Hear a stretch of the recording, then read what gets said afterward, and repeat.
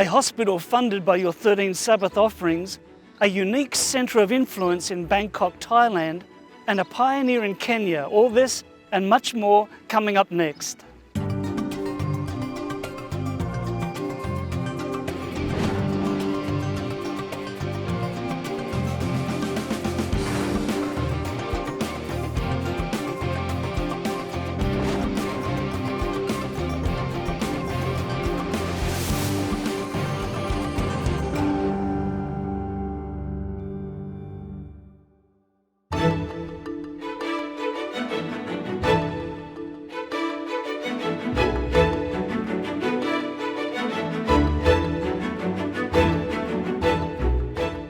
Hello and welcome to Mission 360. Today's program is coming to you from the campus of Andrews University here in Berrien Springs, Michigan, United States.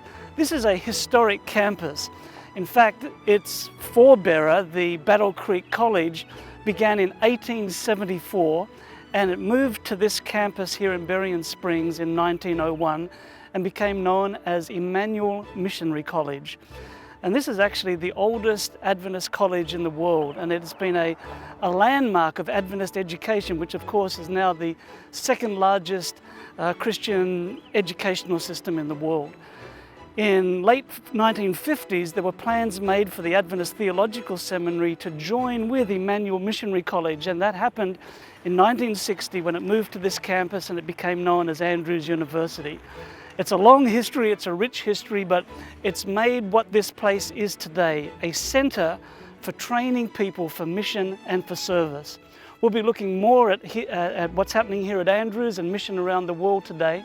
But first up, let's travel to Tanzania to meet a woman who has been touched through the ministry of a hospital that was supported by your 13 Sabbath offerings. Adventists in Mwanza, Tanzania, sold cows, goats, and other possessions to build a new medical facility to replace the small, overcrowded Adventist clinic. We have a lack of space for admission of patients. That's why we try to build this facility here. Knowing this was a big dream, in 2013, they asked for your help through prayers and donations to the 13th Sabbath offering. We appeal them to support us in offering, in prayers, in order to complete this project. I think when we are dealing with patients, people may see Jesus through this project, through these services that we are doing.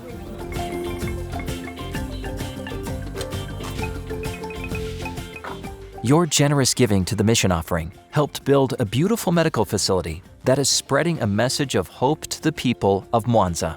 The medical staff's dream is now a reality as they admit patients into the facility. So many people began coming here that they not only used the new hospital building, they even had to expand the existing clinic.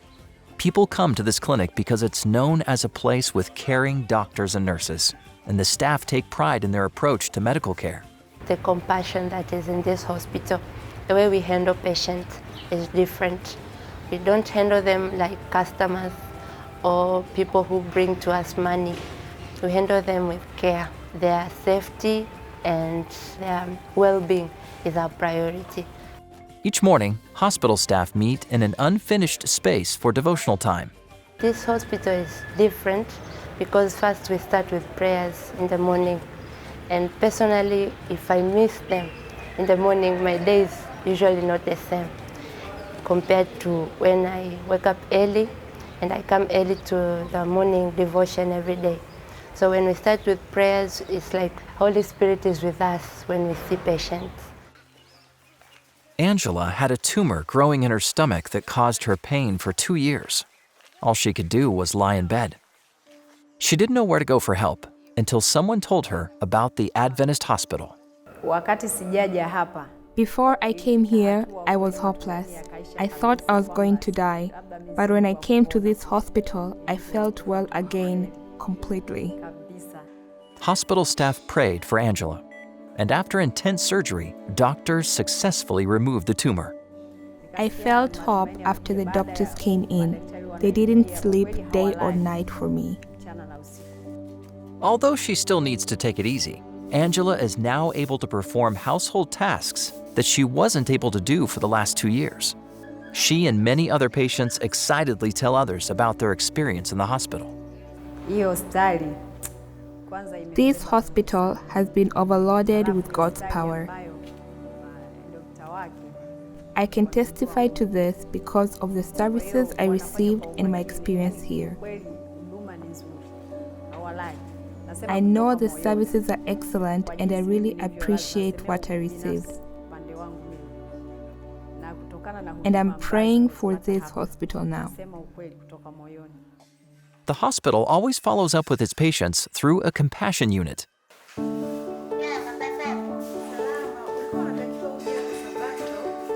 This dedicated team makes calls and visits former patients to stay connected and pray for them. I'm proud of this ministry because I see patients change. Even last Sabbath, I saw a former patient get baptized. Their heart was transformed. They believed in God, and they're doing very well. It's so interesting to see how people change from their discouragement to a close relationship with God. They're growing physically and spiritually here, enough that people are being baptized. Your contributions to the 13th Sabbath offering in 2013 have made an impact in the lives of many people in Mwanza. Patients and staff are grateful for this building and how God has used it in powerful ways. I thank everyone for what they have contributed, and I want to assure them that the money they offered is really being put in place, because we see people who really come back to us and they say, it is God in this place who have helped us. When we come here, we get healed. And that is not because we have good doctors, it's because we have God working in this place. Please pray for the work being done in Tanzania and for this medical ministry. Thank you for helping people like Angela and for your continued support of the 13th Sabbath offering. We're on the campus of Andrews University, and my guest is Michelle William, and thank you so much for joining us today. And you are a graduate student here, and you partly illustrate the fact that Andrews University has students from all over the world. Where do you come from? I came from Haiti. Okay, and what were you doing there? I was working for ADRA. Yes. I worked for 6 years for them, and then I joined World Vision. I worked for 2 years for World Vision, and then I worked for Plan International in Haiti first, and then I went to Mali, West Africa. And from there, I applied to Andrews to do my MDiv, Master in Divinity. And since I've been here on campus, now I'm pursuing my PhD in mission. Now, why would somebody who is involved in international aid work decide to come and study theology? From the Bible, we can see a connection between theology and social work. Christ was doing both. He came to save people, but what he did first, he mingled with them and he showed them compassion. He ministered to their needs. And then, according to what Ellen White says, he bid them, follow me. So you see, you need to, the soul, the salvation of the soul is priority. But to reach people, you need first to show them, love, sympathy, compassion, and meet their needs. So this is why I've been doing social work for many years, and God impressed me that I need knowledge in theology, and now I'm in a better position to combine the two. Wonderful. So I guess what you're doing now is really you're studying missiology. Exactly. Yeah, combining the theory and the practice together. So when you felt called by God to do some further study and you came here, have your expectations been realized? Have you found this a helpful thing here at Andrews? Here at Andrews, it's a great environment. And I think it's up to you to profit from all the good things that are happening here. You have, great people with a lot of experience, and you have a lot of resources, materials that you can use. If you are not really committed, you can also go and do things that are not good. Yeah. Some people, have had some bad experience here, but for me, it has been very positive. I've grown spiritually, emotionally, in my work with God, and especially in my relationship with other people. And while here, I was able to continue what I've been doing before. With students, we have created a fund. We collected money to help people, children in Mali and also in Haiti. So last year, for example, we were able to provide scholarship for 20 children, helping them to go to school. And through that ministry, their parents were able to attend church services, and some of them get baptized. So I praise God for bringing me here, because while here, I think that I'm in a better position to make a difference in the world. Wonderful. So what is the name of this organization that you've started? Team in Action to Save Kids. Team in Action to Save Kids. Kids. I love that. Yeah. So you've recruited other students here with a goal to help promote this? Exactly. Yeah. And last year we went on a mission trip to Haiti, in a community where there is no electricity. And those kids rely on kerosene lamps to study by night. And this affects their eyes. And sometimes there are accidents. Some houses get burned when the lamps fell on the floor while people are sleeping. So in order to prevent those things, we collected money to purchase a very effective, efficient solar lamp that can be powered by solar energy. And we went there and we distributed those lamps to those kids. It was such a blessing for the community. And the church, the Adventist church in that community was dying. Very, very few people come to church. We did the distribution of the lamps on a Friday. And we invite people to church on Saturday. The following day, that Saturday, the church was crowded. People flocked to the church, and I was preaching. And I can see the connection between the social action that we did the day before and the invitation to come to church. People are more willing to follow Christ, to follow the gospel, when they see that you care for their needs. Mm-hmm. Of course, we've known this for many years with Christ's method of ministry, haven't we? Yes. So that we have to mingle, show sympathy, minister to needs, win confidence. But often we skip all those steps and we like to come in at the last step of bidding, right? Yes. That's been our specialty. Yeah. So in your dissertation, are you looking at issues like this? Tell me what you're doing. Yeah, my dissertation will be on social justice from a missiological perspective. It is how to combine, evangelism with social action. When you go in a community and you see injustices, so should we stay quiet? Should we stay silent? And when I study the Bible and also the writings of Sister White, and I can see that evangelism and social action should go together. Yes. So my dissertation will be a proposal, a kind of framework, how the church can combine both evangelism and social justice activities without damaging the reputation and also the mission of the church. Because the Adventist church has a clear mission, a clear message for the end time. So we need to keep that focus, but while doing it, how we can address needs around us. So this is the focus of my dissertation. Wonderful. Merci beaucoup. Oh, je vous en prie. Thank you so much. Appreciate you sharing with us today. Yes, thank you for having me. And viewers at home, Michelet represents many students who come here. They have the opportunity, as we've heard, to learn more, to put a more robust theology behind what they're doing so that they're much more effective when they go back out into the mission field, which is the communities of this world.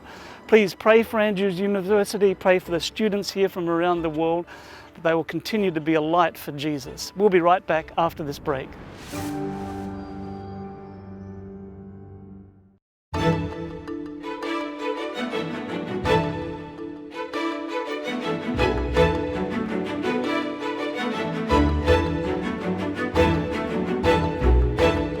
Welcome back to Andrews University, and behind me you'll see the seminary building where the Department of World Mission is located, and there Many students every year are trained in missiological principles. Next up, we travel to Bangkok and a unique urban centre of influence.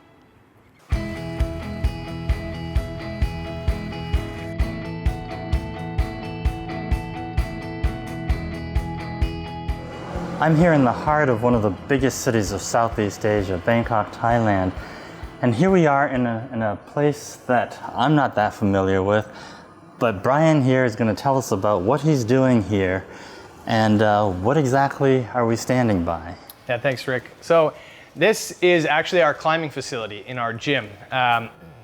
Here on the 5th floor, we have rock climbing where we teach people in a more safe environment. This is indoor climbing. It only goes up about 5 meters. We have very thick mats here that we're standing on, so it keeps people safe if they fall off. And it gives us an opportunity to teach people in a safe environment how to do rock climbing. It's a fun exercise for the whole body. Now, the majority of the population in Bangkok is not Christian, and you are a Christian here, but if we look at these walls and you have certain principles that you teach people on how to get up a wall, are there principles that you learn climbing a wall that can help people in life? Yeah, actually, fortitude is actually a really solid one. So climbing up indoor specifically, you have to only use the holds that are here on the wall. And so sometimes that's really hard. You, might not figure out, you look at it and you go, well, how can I use these couple of holds and get up the wall? And so it takes determination and problem solving and stick-to-itiveness, not just giving up when something gets challenging. But then sometimes it's physically challenging. And so you have to push yourself, and it's easy to just go, well, I just can't do it. But that drive to continue and to keep trying even when you fail is something that's really a solid part of what we're trying to help people learn here.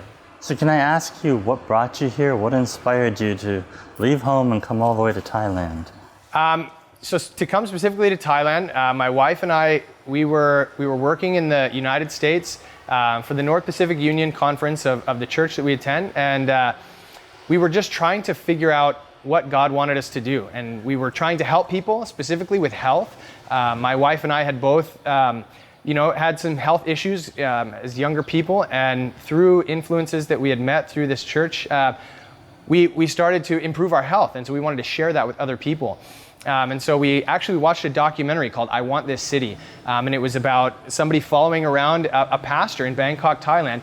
And one episode specifically, they did a health clinic or a free health seminar type thing in one of the big malls. And I started watching the interviews of the people afterwards and the things that they were saying they learned. I learned that you're supposed to drink water. And I said, wow, I learned that I've been breathing correctly my whole life. I just take really shallow breaths and I should be breathing deeply. So it was really basic stuff. And so we started researching. We found that diabetes at the time was the number 4 killer of Americans, and it was 25% higher rate of death here in Thailand. And there was very little understanding of how to help that naturally. And so, as well as heart disease and other lifestyle related issues. And so we wanted to come and try and help people to have understanding of how they could take control of those issues in their life without needing to use expensive medicines or going to the doctor all the time. As we look at climbing walls, and that's a health lesson, and then you're mingling with people on a daily basis. You're also doing other things here. I think you're selling bread. Did I see that as well? Correct, yeah. So is that part of that whole health? Yeah, so we're trying to encompass a holistic health principle. A lot of times where we've been, a message of health would mainly be about nutrition. And nutrition is extremely important, but exercise is also equally important. The reason why we chose rock climbing is because as we came here, we spent 2 years in language and culture study trying to understand the people that we were living among. And as we talked to them about exercise, many of them said, I don't really like to exercise. It's hot and it's boring. And so we got into rock climbing and we started inviting people to come with us. And they saw it as a fun activity. They didn't see it as exercise. They just said, well, this is really fun and exciting. And actually a couple of months ago, we were climbing in here. And so I put on my heart rate monitor, started my watch, just doing a training. And we climbed for about 2 hours, just very light. Like I would climb, I would wait 10 minutes, climb again. And at the end, I turned it off and I said, you know what? We burned 920 calories just now and 46% of it was from fat. And I was like, no way. We were just having fun. We were just playing. And so it was something where we're kind of tricking people into exercising through a fun activity. Yeah, and time passes a lot faster when you're having fun. Exactly. I mean, I have to tell you that you're on the 5th floor, so when I came up the stairs, I said, oh, now I know why they call it a climbing facility. That's your warm-up. That's my warm-up. I need to get into a little bit more. Can you share a story maybe about somebody who's had a positive experience by, learning climbing or improving their health or something? Sure, I can share a couple stories if we have time. There's one specifically about a young woman named Oak, and we have this climbing facility to teach people, as I mentioned, but we also lead outdoor climbing trips. And so we get people out of this giant city, they go outside in the mountains, the real rocks, trees, and it's just a beautiful experience. And it gives us more time to connect and build relationships, connecting with people.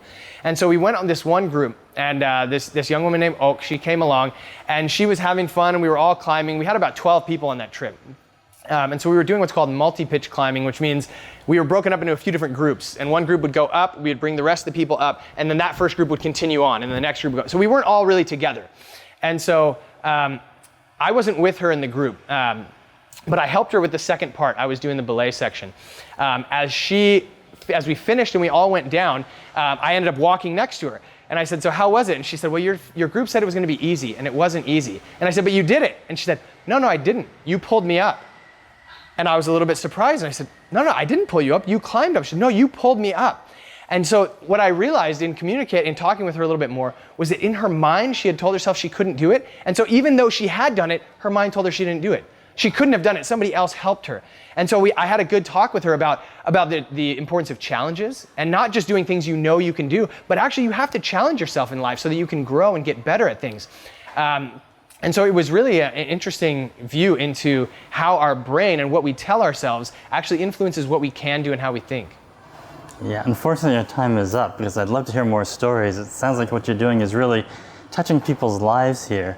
When we as a church talk about Christ's method, very often we have a difficult time mingling, and reaching people where they really are. And it's great to see, something like this where you are out there meeting people and affecting their lives in a positive way. And those are some of the first steps. So anyway, thank you very much for talking with us. And for you out there, thank you for being with us, and we'll go back to Gary. Next up, we travel to Kenya to visit a global mission pioneer doing what global mission pioneers do, planting churches.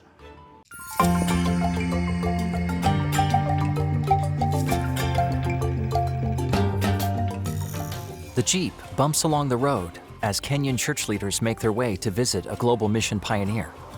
Driving across Kenya can be a beautiful journey. The wildlife, the people, and the landscape all contribute to a fascinating experience, although there's always a chance of running into a problem.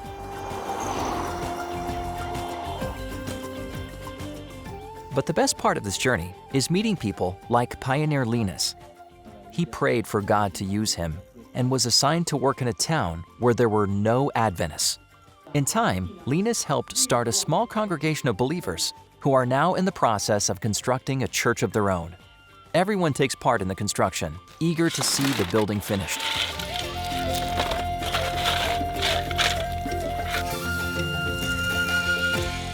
We can see even example, Jesus Christ himself. Today's visit with local church leaders includes a Bible study and member testimonies.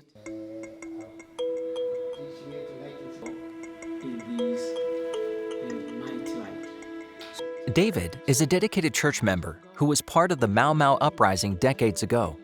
Between 1952 and 1964, there was a conflict between the British and a group of Kenyans. Before he became an Adventist, David fought in this conflict. As he recalls that time, many negative memories resurface, but he has since found hope in Jesus. He shares how God transformed him and brought peace into his life. Pioneer Linus studied with him and welcomed him into the budding congregation. Other members share both the burdens and the joys in their lives. As they close the meeting, they pray for God to use each person in the room for His glory. Other people who don't understand to brought our visitors, we thank you, the church and only the church. The church's central location in town makes it easy for people to see what the church is about. Our church here is in the middle of the community. If you look around, it's all surrounded by houses where people live. And the idea why we thought we could have a church here is because all the people who are around here would associate with the church, and I know it will bear some fruits. As the church was being built, one neighbor named Karumera saw the congregation's construction challenges and offered to store equipment in her home to keep it safe.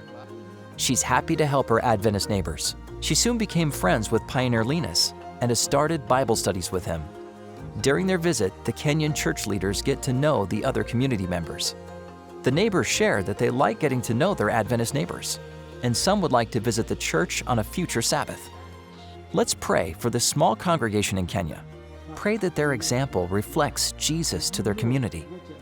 As global mission pioneers around the world continue planting churches, let's also pray for the challenges they may face. Thank you for supporting Global Mission, making testimonies like these possible.